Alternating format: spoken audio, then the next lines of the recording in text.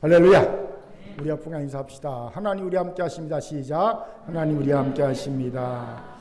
우리 얼굴 보면 웃으면서 인사합시다. 당신의 얼굴을 보니 하나님의 얼굴을 보는 것 같습니다. 시작. 당신의 얼굴을 보니 하나님의 얼굴을 보는 것 같습니다. 아멘. 예배 때 보니까 모자간에 서로 얼굴을 보는데 하나님의 얼굴을 보는 것 같지가 않았어요. 예. 웃으면서 서로를 대합시다. 아멘. 다 저를 주목해 주시기 바랍니다. 루키우스 안나이우스 세네카가 쓴 철학제 위로라는 책이 있어요. 세네카는 1세기 중엽 고대 로마의 철학자지요. 세네카가 아들을 잃은 엄마인 마르키아에게 보낸 위로 편지를 책으로 출간한 것이 철학자의 위로라는 책입니다. 이 책에서 세네카는 이런 말을 합니다. 나는 당신의 슬픔과 싸우기로 결심했어요. 세네카는 사랑하는 아들을 잃은 장이 끊어지는 슬픔을 겪고 있는 마르키아를 더 이상 두고 볼 수 없다는 결단을 이런 식으로 표현한 것 같습니다. 그리고 그는 열심히 마르키아를 위로하려고 노력하지요. 이를 위해 세네카는요, 철학자답게 아들이 죽었어도 우리의 일상은 여전히 이어진다고 말합니다.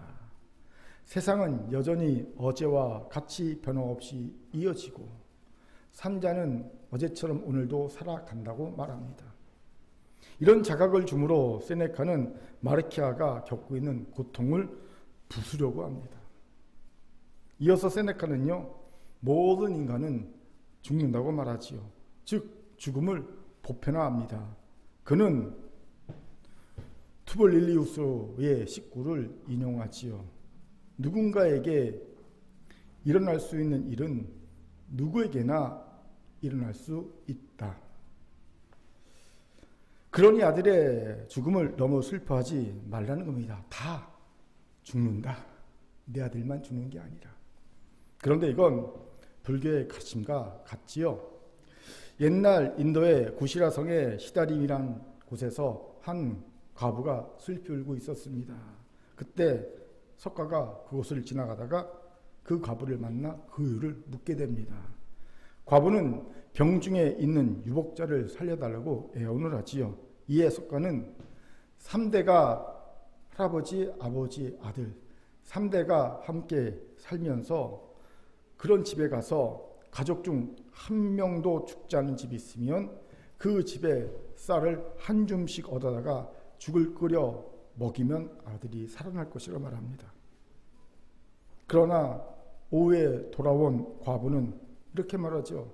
부처님이시여, 하루 종일 다녀도 그런 집이 없어 빈손으로 왔습니다. 절망스럽게 말을 합니다. 3대가 살면서 어느 집이든 다 죽음을 맛봤다는 거예요. 그때 석가가 이렇게 그 과부에게 말합니다. 자매여, 생자 필명. 사람이 나면 반드시 죽는 것.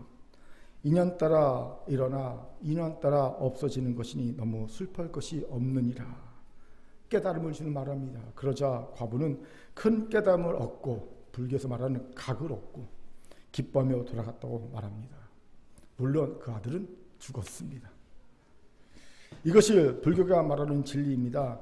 모든 산자는 반드시 죽는다는 겁니다. 그러니 죽음을 너무 크게 생각할 필요도 없고 너무 슬퍼하지 말라는 거죠. 여러분, 세네카의 주장과 비슷하지요? 예. 그런데 과연 이런 깨달음이 아들을 잃은 자의 슬픔을 위로할 수 있을까요? 아닐 겁니다. 이런 세네카의 위로에 대해 누군가가 자신의 생각을 적어 놓았더라고요. 소개합니다. 개인의 고통을 인류 보편의 것으로 일반화하는 것은 아무래도 폭력 아닌가요? 고통이 자아내는 개인적이고 내밀한 감정의 양태와 인간으로서 겪어야 하는 생로병사의 보편적 순환을 같은 카테고리 안에서 묶는 순간 감정의 문제는 사소한 것이 되겠지만 이미 우리는 알고 있습니다. 그 사소한 감정이란 것 때문에 사람은 죽기도 또 살아가기도 한다는 사실을 말입니다. 그렇습니다. 우리 인간은요, 아주 사소한 감정 때문에 죽기도 하고 살기도 합니다. 자살을 결심한 사람이 마지막으로 통화한 이에게 밥 먹었어? 밥은 먹고 다녀야지 라는 말을 한마디를 듣고 죽을 결심해서 살 결심으로 결심을 바꾸지요. 반대로 아들의 중간고사 성적표를 받아든 엄마가 화가 나서 나가 죽어! 라고 말 한마디를 했는데 그 길로 아들은 진짜 옥상에 올라가서 떨어져 죽습니다. 이것이 우리 인간입니다. 우리 인간에게는 사소한 감정이 결코 사소하지 않습니다. 우리가 남의 감정을 사소하게 치부하는 것은 굉장히 폭력적인 것입니다. 뭐 그렇게까지 슬퍼할 필요가 있겠어. 그 정도 갖고 어쩌면 굉장히 폭력적일 수 있다는 거예요. 이 글이 저를 돌아보게 했습니다. 왜일까요? 제가 그동안 한 위로라는 것이 어쩌면 세네카와 같은 철학자의 위로이거나 폭력적인 위로의 범주에서 벗어나지 못한 것이 아닐까라는 생각을 성찰을 하게 했기 때문입니다. 제가 이런 성찰한 이유는 다른 것이 아니에요. 저의 위로에 보니까 삼척이 있더라고요. 삼척. 여러분 혹시 고향이 삼척인 분이 있습니까? 오해하지 마십시오. 그 척이 아닙니다. 제가 말하는 삼척은 아는 척, 있는 척, 잘난 척 삼척입니다. 예. 저는 마치 그들이 당하고 있는 고통이나 슬픔을 아는 척하면서 마치 경험한 척하면서 보편화시키려 했고요. 심지어는 교만하게 잘난 척하면서 그들의 슬픔과 싸우려고 했음을 깨달은 겁니다. 나는 그 슬픔을 이겼어. 그때 나는 그거 아무것도 아니게 넘겼어. 잘난 척하면서 그들의 슬픔을 부수려 했다는 거죠. 그렇게 제 안에 진지한 갈망이 생기더라고요. 나도 진짜 위로자가 되고 싶다. 왜 이런 갈망이 생겼을까요? 세상은 점점 더 상처로 힘들어하는 이들이 늘어만 가는데 진정한 위로자는 찾아보기 어려운 것이 현실이기 때문입니다. 여러분, 심리상담가나 정신과 의사에게 돈을 주고 받는 위로가 과연 진정한 위로가 되겠습니까? 솔직히 저는 부정적입니다. 위로는 돈으로 주고 살 수 있는 것이 아니기 때문이지요. 그렇기에 이런 진정한 위로자의 일은 사실 교회가 맡아야 할 교회의 사명이기도 합니다. 이것을 하나님이 알려주셨기에 큰 교회가 개척되었습니다. 하지만 솔직히 16년을 지나면서 역량 부족을 느끼지 않을 수 없어요. 특히 저는요, 열심히 위로했다고 했지만 전혀 위로받지 못한 성도의 모습을 볼 때면 분명 위로를 했는데 위로받은 자의 모습이 안 나타나. 그 삶에서. 그때 제가 큰 교회가 위로에 실패했음을 깨닫게 되고요. 낙심과 부끄러움의 마음이 제 안에 가득 찬 걸 느끼곤 합니다. 이러니 저도 진짜 위로자가 되고 싶다는 갈망은 더욱 깊어만 지고 있습니다. 사랑하는 큰 교회 성도 여러분, 세상은 더욱더 어두워져만 갈 겁니다. 희망을 잃고 상처 속에 아파하고 슬퍼하는 이들은 더욱 많아질 거예요. 이때 하나님은 진정한 위로자를 찾으십니다. 저는 우리 큰 교회가 하나님이 찾으시는 진정한 위로자로 준비되길 바랍니다. 오늘 이런 은혜와 갈망이 있기를 주의 이름으로 축원합니다. 아멘. 자, 옆분과 이렇게 인사합시다. 진정한 위로자가 됩시다. 시작. 진정한 위로자가 됩시다. 아멘. 이런 외에 오늘 본문은 귀한 통찰을 줍니다. 본문을 봅시다. 오늘 본문에서 우리는 서신을 시작하자마자 위로의 하나님께 대한 찬양을 하며 자신을 위로하신 하나님께 대한 고백과 함께 고린도 교회 사람들을 위로하는 사도 바울의 모습을 보게 되지요. 3절부터 7절까지를 보면 위로라는 단어가 무려 10번이나 쓰이고 있음을 봅니다. 우리 그중 3절부터 5절까지만 읽게 읽겠습니다. 같이 읽죠. 시작. 찬송하리로다. 그는 우리 주 예수 그리스도의 하나님이시요 자비의 아버지시요 모든 위로의 하나님이시며 우리의 모든 환난 중에서 우리를 위로하사 우리로 하여금 하나님께 받는 위로로서 모든 환난 중에 있는 자들을 능히 위로하게 하시는 이로라. 그리스도의 고난이 우리에게 넘친 것 같이 우리가 받는 위로도 그리스도로 말미암아 넘치는도다. 아멘. 바울이 왜 이렇게 위로를 말하고 있을까요? 고린도 교회 교인들을 위로하기 위해서입니다. 그 속사정은 이렇죠. 고린도 교회는 바울에게 엄중한 야단을 맞았습니다. 온갖 악한 일들이 교회 안에 넘쳐났기 때문이죠. 한마디로 교회가 저지를 수 있는 모든 악행을 다 저질렀다고 봐도 무방할 정도로 온갖 악행이 교회 내에 있었습니다. 이것을 한 바울은 바로 고린도 교회를 방문하여 그 문제를 해결을 하다가 한 교인으로부터 극렬한 공격과 모욕을 당하고 문제를 해결하지 못한 채 눈물 흘리며 에베소로 돌아왔습니다. 그리고 격정적이고 엄중한 책망의 편지를 고린도 교회에 보냈어요. 그 편지를 보낸 후에 바울은 초조하게 그 편지의 결과를 기다리고 있었습니다. 그중 에베소나 혹은 데살로니가쯤에서 디도로부터 고린도 교회가 그 엄중한 편지를 받고 회개하고 잘못을 깨닫고 회개했다는 소식을 듣게 됩니다. 이 감격스러운 소식에 고무된 바울이 쓴 편지가 바로 고린도 후서입니다. 자신에게 엄중한 책망을 받고 큰 금신 중에 회개하고 있는 고린도 교회를 위로하기 위해서지요. 그리고 바울의 의도대로 고린도 교회는 위로를 받습니다. 그 문제 많은 교회, 상처 많은 교회가 안정화됩니다. 이것이 의미한 바가 무엇인지 아십니까? 바울이 진정한 위로자가 되었다는 겁니다. 저는 이 부분에서 그렇게 엄중하고 책망 많은 편지를 쓰고도 위로자가 될 수 있다는 사실이 개인적으로 놀라웠습니다. 제 경험에 의하면 엄중하게 책망하면 위로자가 되기는커녕 원수가 되었기 때문이죠. 예. 아니 뭐 엄중한 책망 아니라도 사소한 책망이라도요. 예. 꽁 하고요. 시험 들고요. 뭐 교회를 떠나니 많이 하는 성도들 너무 많이 봤기 때문입니다. 그런데 이건 저만의 경험이 아닐 겁니다. 요즘 교회에서 왜 치리가 사라졌습니까? 치리를 받으면 교인들은 대번 이렇게 말합니다. 교회가 이것만 있나?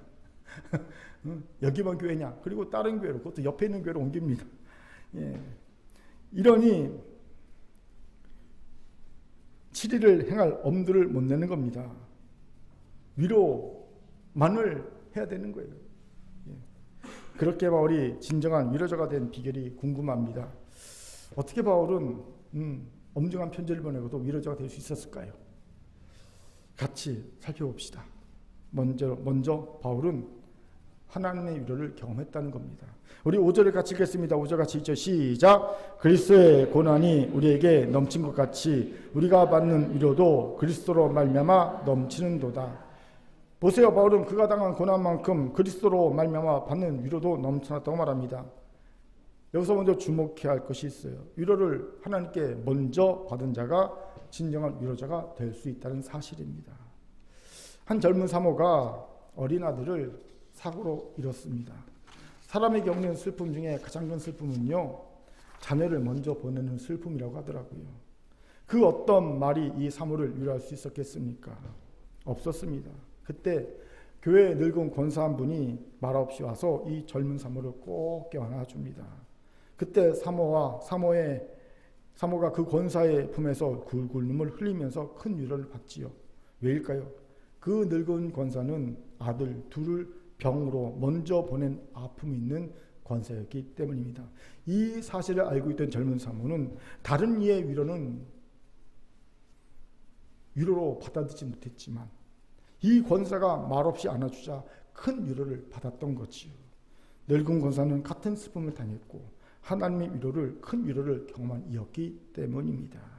이와 같습니다. 하나님께 먼저 위로를 경험한 자가 진정한 위로자가 될 수 있습니다. 그렇게 여러분 자신이 어떤 위로를 하나님께 받았는지를 살펴보세요. 그 받은 위로만큼 여러분도 누군가를 위로할 수 있을 겁니다. 큰 위로를 받은 자는 큰 위로를 했을 겁니다. 여러분의 받은 위로의 종류, 위로의 깊이만큼 여러분도 위로자가 될 수 있습니다. 그렇게 저도 살펴봤습니다. 꽤 여러분을 위로해 줄 것이 많더라고요. 하나님이 저를 여러 부분에서 위로해 주셨음을 깨달았기 때문입니다. 여기서 저는 아직 위로를 받았는지 잘 모르겠는데요. 저는 어떻게 위로를 받을 수 있나요? 이런 질문이 생기는 분이 있습니까? 위로받은 경험이 없는 것 같은 분이 있습니까? 그럼 잘 들으세요. 하나님의 위로를 받으려면 먼저 하나님께 간청해야 합니다. 5절에 위로로 번역한 헬라어가 파라클레시스입니다. 기본 뜻이 남에게 도움을 청하다라는 뜻입니다. 이 단어는 파라칼레오라는 동사에서 유래되었는데 파라칼레오도 뜻이요 간청하다, 부르다, 탄원하다입니다. 그렇게 하나님께 위로를 받길 원한다면 하나님께 위로를 간청해야 합니다. 이 부분에서 누구보다도 하나님의 위로를 잘 간청했고 큰 위로를 받았던 구약의 인물이 바로 다윗이지요. 그의 시편에는 하나님의 위로를 간청하고 위로를 받는 다윗의 모습이 여럿 나옵니다. 그중 시편 86편 17절을 읽겠습니다. 시편 86편은요 다윗이 대적으로 인해 환난을 받고 있을 때 드린 그의 시이지요. 기도의 시입니다. 같이 읽겠습니다. 시작. 은총의 표적을 내게 보이소서. 그러면 나를 미워하는 그들이 보고 부끄러워하오리니 여호와여 주는 나를 돕고 위로하시는 이시니이다. 아멘. 다윗은 자신이 위로를 받고 있다는 표적 증거를 보여달라고 간구합니다. 그래서 자신들의 대적들이 그 표적을 보고 부끄러워하게 해달라고 하나님께 간청하지요. 어떻게 이렇게 당당하게 다윗이 구할 수 있었을까요? 다윗에게 하나님은 위로하신 하나님이셨기 때문입니다. 다윗의 다윗됨의 믿음이요 간청이지요. 다윗은 정확히 한 겁니다. 하나님은 위로하시는 분이다. 당당히 구합니다. 하나님께 나 위로해 주세요. 하나님은요 그걸 믿음으로 보시고 그의 기도에 응답하십니다. 여기에 우리의 연약함이 있죠. 위로를 받기를 원한다면서 하나님께 간청하지 않습니다. 대신 세상에게 간청을 합니다. 사람에게 위로를 간청하고요. 우리가 좋아하는 돈에게 위로를 간청하고요. 음식에게 위로를 간청하고요. 어떤 이들은요. 잠에게 위로를 간청하고요. 심지어는 게임에게, 술에게, 마약에 위로를 간청하고요. 더 심한 경우는요. 우상에게 위로를 간청합니다. 무당, 점집 잘 찾아가잖아요. 이러니 진정한 위로가 되겠습니까? 아십시오. 하나님 외에는 그 어떤 것도 한여름 낮에 먹는 사이다와 같을 뿐입니다. 먹을 때는 잠깐의 위로가 되는 것 같지만 결국 더 큰 위로의 갈증을 느끼게 되지요. 그렇게 어리석게 다른 것에 위로를 간청하지 마십시오. 저를 돕고 위로하신 하나님은 오직 여호와 하나님뿐입니다. 라는 이 고백이 있어야 합니다. 우리에게는 위로의 하나님이 있지 않습니까? 그 하나님께만 위로를 간청하십시오. 하나님은 결코 우리의 간청을 모른 척하지 않으실 겁니다. 이 믿음이 있길 바랍니다. 아멘. 여기서 질문이 생기지요. 우리가 하나님께 위로를 간청하면 하나님은 어떤 위로를 주실까요? 이 질문에 대한 힌트가 5절에 있습니다. 바로 넘치다로 번역한 헬라어입니다. 하나님은 그 위로가 어떤 고난과 슬픔도 상쇄할 만큼 넘치는 위로로 주신다는 거예요. 그런데 어느 만큼 넘치는 위로냐면 내 고난과 슬픔을 상쇄하고도 넘쳐서 내 주변에 고난받는 이들의 고난과 슬픔도 상쇄할 만큼 그렇게 넘치는 위로라는 겁니다. 나를 넘쳐서 옆에 사람도 고난과 슬픔을 상쇄할 만큼. 4절을 같이 읽겠습니다. 시작. 우리의 모든 환난 중에서 우리를 위로하사 우리로 하여금 하나님께 받는 위로로서 모든 환난 중에 있는 자들을 능히 위로하게 하시는 이시로다. 아멘. 그렇게 하나님의 위로가 치유하지 못할 상처와 슬픔은 없습니다. 하나님의 위로는 적당히 깨닫게 하고 적당히 순화하는 수준이 아닙니다. 하나님의 위로는 그 문제의 본질을 해결해 버리시는 능력의 위로입니다. 서두에서 말한 불교의 유복자의 죽음을 불교는 어떻게 위로했습니까? 모든 사람 다 죽는다. 내 아들만 죽지 않는다. 그러니 슬퍼하지 말라고 위로합니다. 그러니까 눈 가리고 아웅하는 거지요. 하지만 예수님은 다르십니다. 누가복음 7장에 보면 나인성이라는 곳에 나오고요. 그 나인성의 과부 하나에 그 유복자, 독자가 죽는 사건이 기록됩니다. 독자의 죽음에 슬퍼하는 어머니와 그리고 그 시신을 싣는 장례인열이 성을 빠져나와 장주로 떠나고 있었습니다. 그런데 저 반대편에서 예수님의 무리가 이렇게 옵니다. 그리고 운명적으로 이 죽음의 행렬과 예수님의 무리가 딱 맞닥뜨립니다. 그때 예수님께서 어떻게 하셨습니까? 누가복음 7장 13절 10절까지를 같이 읽겠습니다. 시작. 주께서 과부를 보시고 불쌍히 여기사 울지 말라 하시고 가까이 가서 그 관에 손을 대시니 맹자들이 서는지라. 예수께서 이르시되 청년아 내가 마르노니 일어나라 하시매 죽었던 자가 일어나 앉고 말도 하거늘 예수께서 그를 어머니에게 주시니. 아멘. 이것이 하나님의 위로입니다. 교묘한 말로 위로받은 것처럼 속이는 것이 아닙니다. 대신 죽은 아들을 살려주심으로 슬픔과 상처의 원인을 바로 해결해 주시는 위로입니다. 이뿐 아닙니다. 예수께서는 광야에서 배고픔에 절망하고 있던 우리에게 오병이어의 급식기적을 베풀어 주십니다. 나는 배고프지 않아 라는 자기 체면과 정신승리로 배고픔을 이기고 위로하고 위로하는 것이 아니었습니다. 직접 오병이어의 급식기적을 일으켜 그를 위로하신 거예요. 그렇게 다른 위로를 구하지 마세요. 오직 하나님께 위로를 구하세요. 넉넉한 위로를 줄 믿습니다. 아멘. 그런데 더 놀라운 사실은 이 넉넉한 위로가 일회성으로 끝이지 않는다는 거예요. 그럼요. 우리가 고난받고 상처받을 때마다 반복된다는 겁니다. 어떻게 이런 말을 합니까? 넘치도다로 번역한 헬라어의 시제가 현재 능동태 직설법입니다. 태와 법이 능동태 직설법입니다. 여러분 얘기하지만 헬라어 현재 능동태 직설법은요, 반복의 의미가 있지요. 즉 하나님의 넉넉한 위로가 일회성이 아니라 계속 반복된다는 겁니다. 이 얼마나 큰 은혜입니까? 내 삶에 어떤 문제가 생겨서 큰 돈이 필요할 때마다 들어둔 보험에서 보험금이 꼬박꼬박 나오면 참 든든하지요. 제가 걱정 없이 큰 돈 드는 임플란트 치료를 받고 있는 이유도 그게 있어요. 받아도요, 낸 돈보다 더 보험금이 나오니까 걱정 없이 치료를 받고 있거든요. 하물며 하나님의 위로가 때마다 넉넉하게 나온다면 이보다 더 든든한 것이 어디 있겠습니까? 그렇게 다른 걸 생각할 필요가 없습니다. 하나님의 위로만을 간청해야 합니다. 그래서 하나님의 넉넉한 위로를 받은 자가 되십시오. 그러면 여러분도 모든 부분에서 넉넉한 위로를 해줄 수 있는 자가 될 줄 믿습니다. 아멘. 자, 저를 따라합시다. 하나님의 넉넉한 위로를 몇 번 하고 이렇게 인사합니다. 간청하여 먼저 경험합시다. 시작. 간청하여 먼저 경험합시다. 아멘. 두 번째로 바울은 견고한 소망을 가졌음을 봅니다. 우리 7절을 같이 읽겠습니다. 시작. 너희를 위한 우리의 소망이 견고함은 너희가 고난에 참여한 자가 된 것 같이 위로에도 그러할 줄을 알미라. 아멘.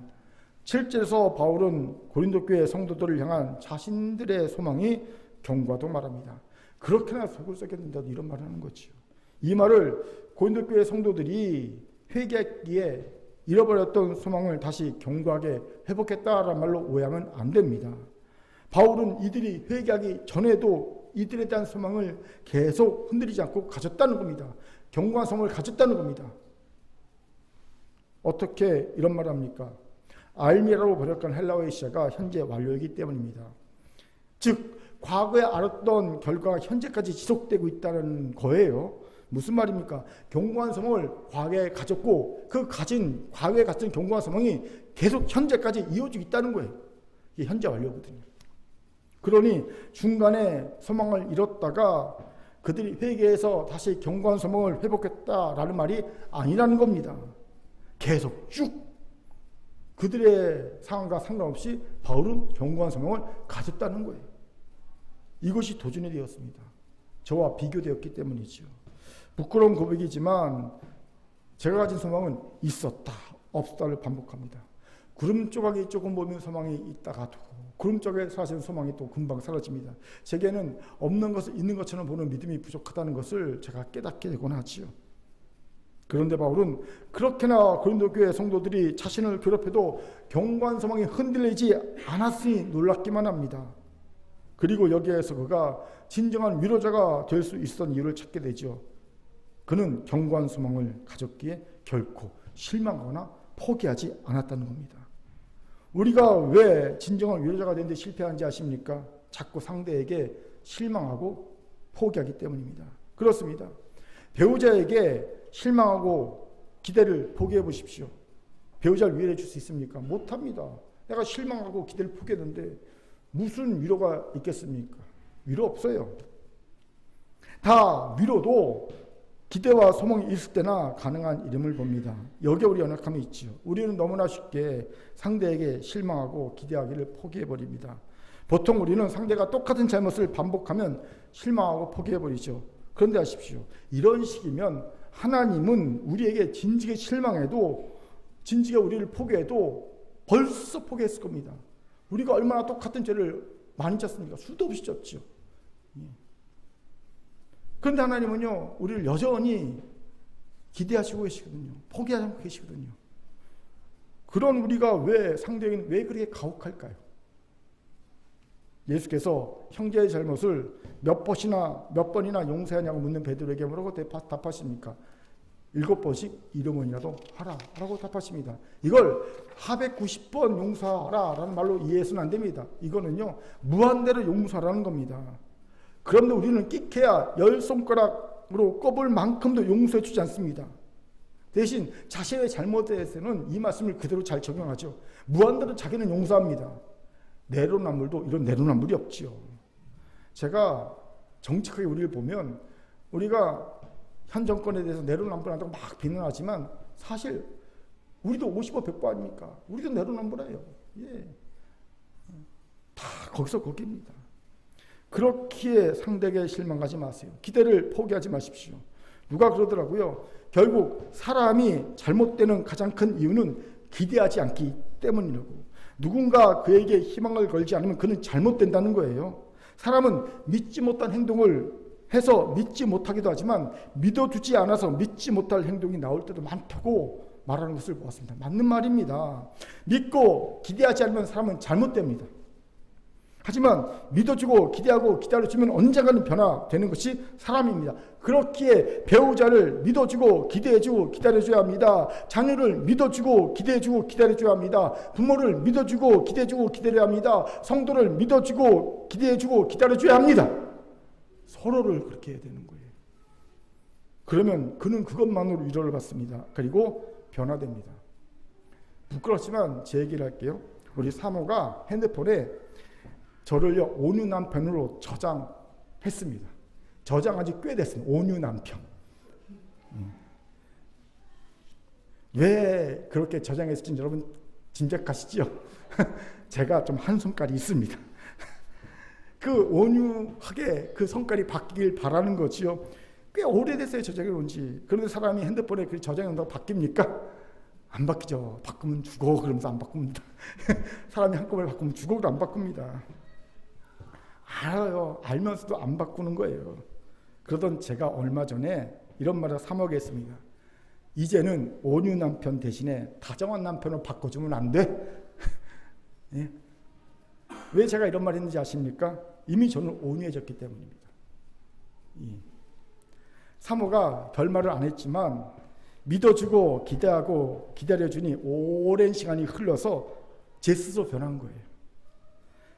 그렇게 여러분도 믿어주고 기대해주고 기다려주세요. 위로를 받고 변화될 겁니다. 예, 뭐 막 잔소리해서 변화되는 게 아니에요.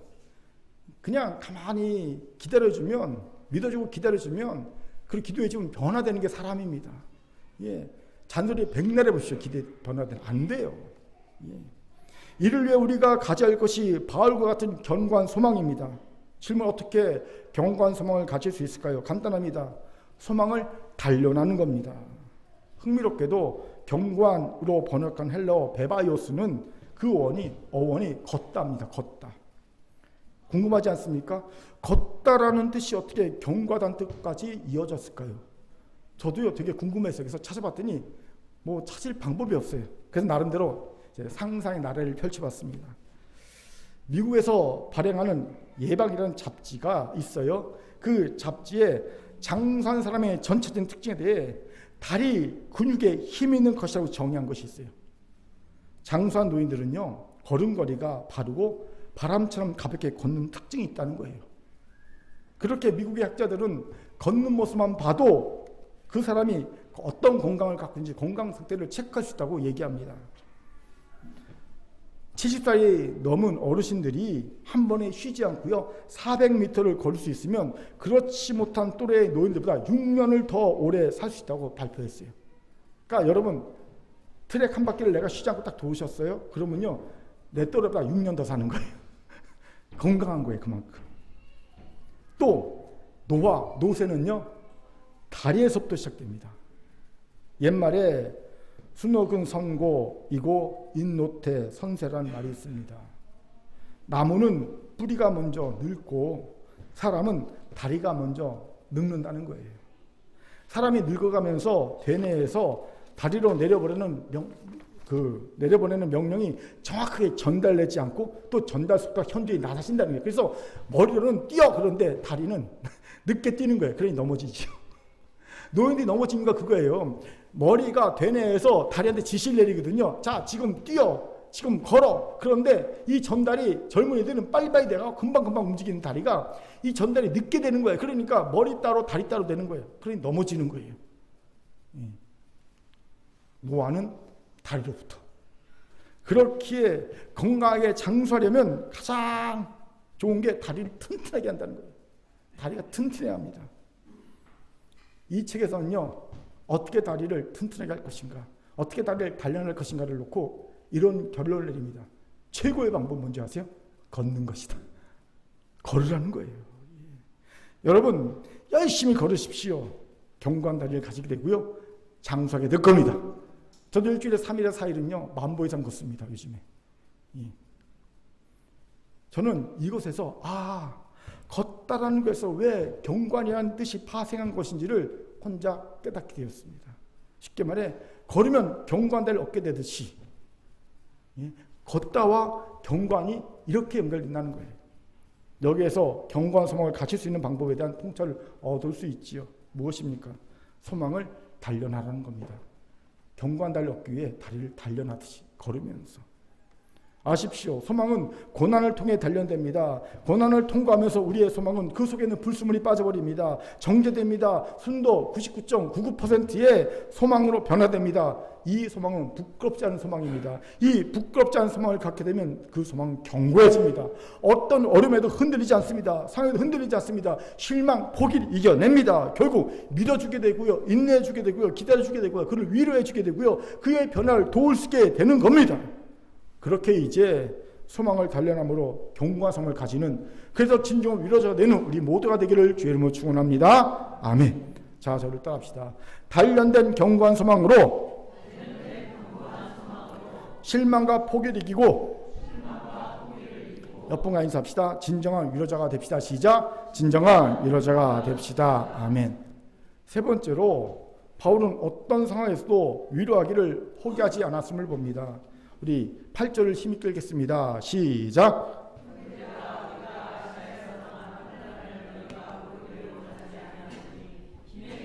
심한 고생을 당하여 살 소망까지 끊어주고. 아멘.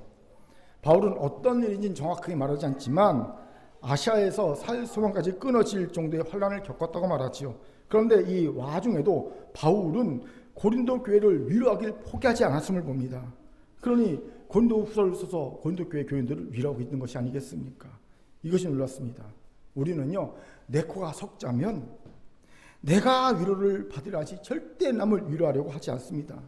위로는커녕 남이 말 듣는 것조차도 싫어합니다. 힘들어합니다. 내 코가 석자면 누가 하소연하려면 하지마 나 힘들어.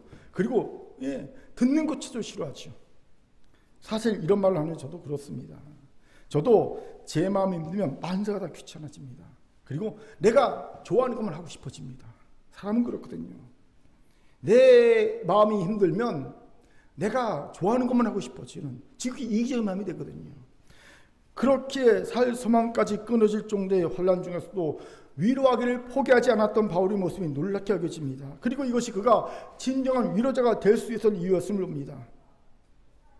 절대 포기하지 않는 위로자의 모습. 김창옥 씨가 그런 얘기를 하더라고요. 근육은요, 힘을 써야 힘을 낸다고. 무슨 말입니까? 힘이 없다고 가만히 있으면 근육은 계속 힘이 없는 상태로 있다는 거예요. 하지만 힘이 없어서 억지로 힘을 쓰면 근육은 빨리 지방을 태워서 빈 힘을 채우게 된다는 겁니다. 그래서 예전보다 힘을 쓰기 전보다 더 큰 힘이 내 근육 안에 생기게 된다는 거예요. 힘을 쓰면 힘이 생긴다 하는 거예요. 우리 마음도 마찬가지로 작동됩니다. 마음이 상하고 지쳐서 도무지 누군가를 위로할 여력이 없습니까? 이해합니다. 저도 그러니까요. 그런데 그때 마음의 힘을 한번 써보세요. 억지로 한번 써보세요. 누군가를 억지로 한번 위로해 보세요. 그러면 놀랍게도 없던 마음의 힘이 내 안에 채워질 겁니다. 조금 전에 얘기했듯이 저도 마음이 힘들면 제가 하고 싶은 것만 하고 싶습니다. 그런데 전 직업이 목사지 않습니까? 하나님이 강제로 난 정말로 그냥 혼자 쉬고 싶은데 강제로 위로자 위치에 세우실 때가 참 많습니다. 억지로 사람을 만나서 신방하고 위로해주고 막 그렇게 하나님이 시킬 때가 있어요. 그러면요, 없던 힘을 짜냅니다. 없던 마음의 힘을 짜냅니다. 그리고 위로해 줍니다. 그런데 놀라운 게 있어요. 해보고 나면 내 마음 안에 큰 힘이 채워져 있는 걸 경험하게 됩니다. 제가 MBTI가 ENFP라서 그런 게 아니에요. 하나님의 역사입니다. 그런데 안타깝게도 우리는 여기까지 못 가요. 안 갑니다. 내 마음이 힘들고 아프면 그냥 내 안으로 매몰되고 맙니다. 그리고 너무나도 쉽게 위로자의 사명을 포기하고 말지요. 이해는 하지만 안타까운 일이 아닐 수 없습니다. 그 결과 지금 세상과 교회는 위로하는 자가 없습니다. 다들 위로받으려는 자들만으로 넘쳐납니다. 왜요? 우리가 살고 있는 지금 세상은, 특히 대한민국은 너무 할겨울한 세상이 되어버렸어요. 경제적으로도 그렇고 너무 힘든 세상이 되어버렸습니다. 제가 철학 때도 얘기했지만 2023년도 1월부터 6월까지 우리나라 무역 수지 적자 규모가 IMF에서 조사한 208개국 중에 몇 등 했는지 아십니까? 208개국 중에 우리나라가 200등을 했습니다. 북한보다도 방글라데시보다도 못한 순위였어요. 208등을 했어요. 그리고 국제무역 수지 흑자 규모는 몇 등을 했는지 아십니까? 198등. 208개국 중에서. 2021년도 문재인 정권 때 우리나라가요, 몇 등 했냐면요, 18등 했습니다. 18등에서 1년 만에 198등으로 무려 180등이 하락한 거예요. 전교 18등 하다가 1년 만에 전교 198등을 한 거예요. 무역으로 먹고 사는 나라가 무역으로 꼴찌하고 있어요. 세계 꼴찌입니다. 북한에도 졌어요. 스리랑카에도 졌어요. 방글라데시도 졌어요. 다 졌어요. 꼴찌입니다. 꼴찌. 나라 국간이 거덜이 나고 있습니다. 그런데 대통령은 실속이 없는 순방으로 2023년도에 책정한 순방 비용 249억을 다 쓰고 329억을 추가 편성해서 총 578억을 쓴다고 합니다. 하루에 10억씩 쓰는 거예요. 10억씩. 좋습니다. 쓴 만큼 외교 효과가 있다면 칭찬받아 마땅할 일입니다. 그런데 없지 않습니까?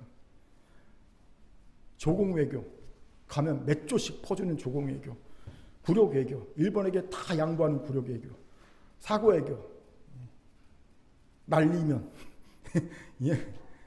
사고외교. 이것만 있으면 무슨 실익이 있었습니까? 하나도 없었습니다. 매일 10억씩 쓰는 외교 중에 무슨 실익이 있었습니까? 하나도 없었습니다. 그리고 그 부담은 고스란히 국민의 몫이 되었습니다. 누가 그러다가 요즘 국세청 세무서 엄청 바쁘대요. 왜요? 곳간이 비었으니 채워야 되니까. 어디서 채웁니까? 서민들 이 지갑에서 채우는 밖에 없죠. 주머니에 채우는 밖에 없죠. 엄청 국세청 세무서 바쁘다고 합니다. 지금 한국은행에게 세수가 부족하니까 돈을 110조인가 빌렸나요? 정부가 긴급하게. 돈이 없으니까.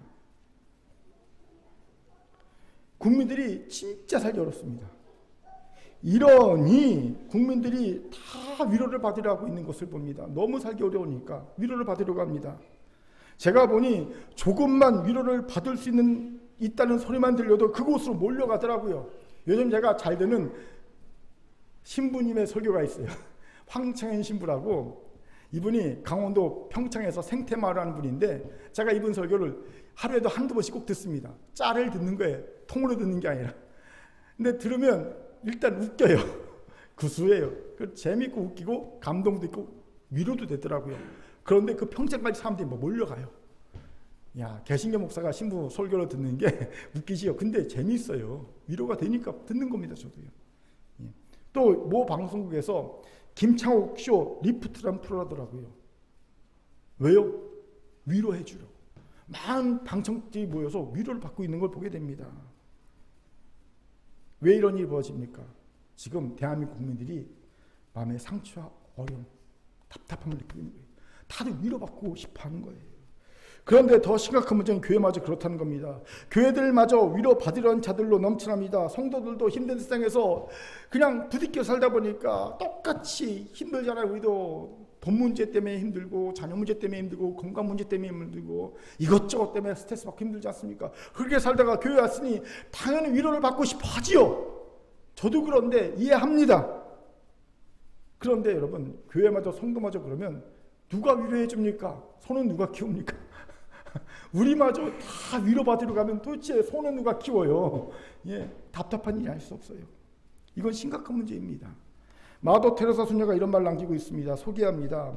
가장 큰 질병은 결핵이나 문둥병이 아닙니다. 아무도 돌아보지 않고 아무도 위로하지 않고 아무도 사랑하지 않고 아무도 필요하지 않는 것이 가장 무서운 병입니다. 빵이 없어 죽어가는 사람도 많지만 작은 사랑이 없어 죽어가는 사람이 더 많습니다. 작은 사랑, 작은 위로가 없어 죽어가는 사람이 더 많습니다.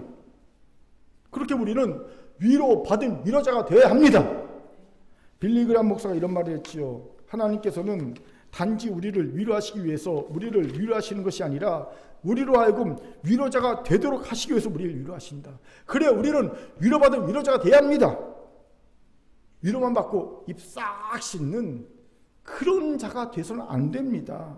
사랑하는 큰교회 성도 여러분, 우리가 사는 세상은 말세를 향해 치닫고 있습니다. 당연히 마음의 상처를 받고 위로를 필요로 하는 이가 넘쳐나게 될 겁니다. 그리고 그 위로가 필요한 자들 중에는 우리도 분명히 포함되어 있습니다. 심지어 저도 포함되어 있습니다. 이럴 때라도 결코 위로하기를 포기하지 마십시오. 위로받은 위로자로 서시길 바랍니다. 옥스퍼드 대학교 졸업식 축사 중 가장 짧았던 축사는요, 윈스턴 처칠경의 축사였다고 하지요.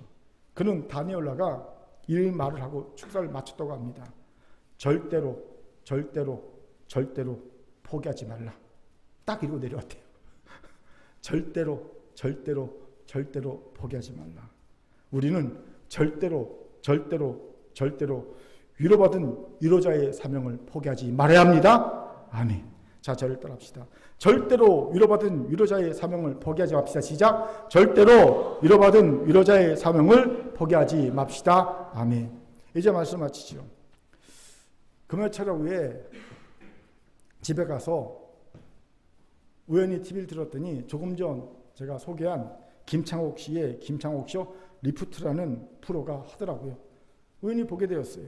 김창옥 씨가 3년 전에 고인이 되신 아버지와의 아픈 사연을 얘기하는데 많은 방청객들이 울더라고요.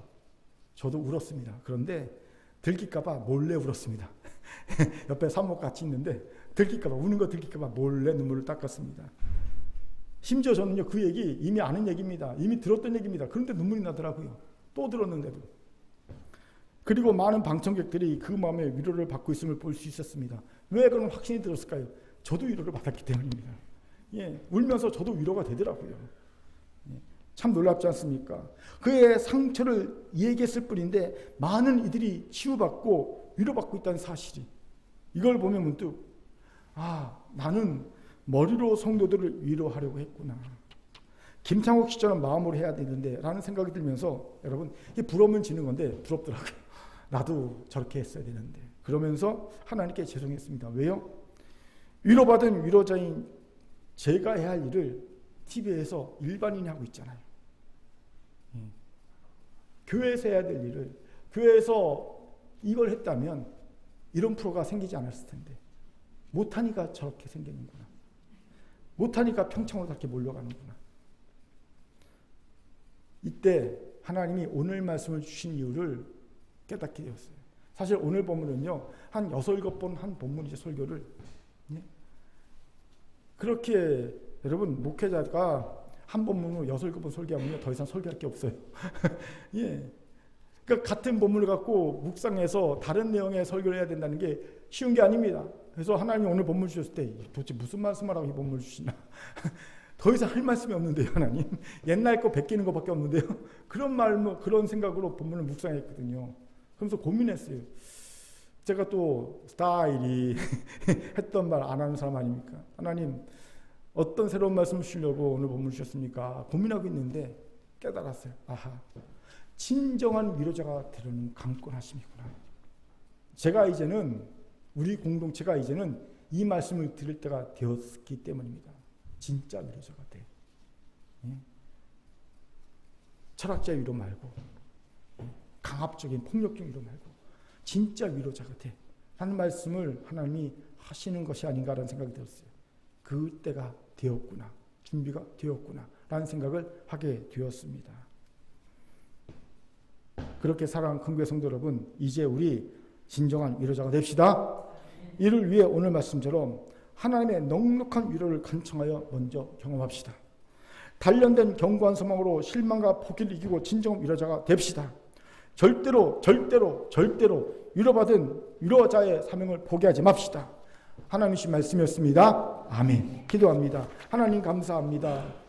너무나 많은 이들이 상처받고 힘들어하며 위로자가 필요하다고 말합니다. 하나님, 이때 우리가 진정 위로자가 되게 도와주옵소서. 어떤 어려움이 있더라도 절대로 위로받은 위로자의 삶을 포기하지 않는 큰교회 성도 다 되게 도와주옵소서. 감사드리며 예수님 이름으로 기도합니다. 아멘.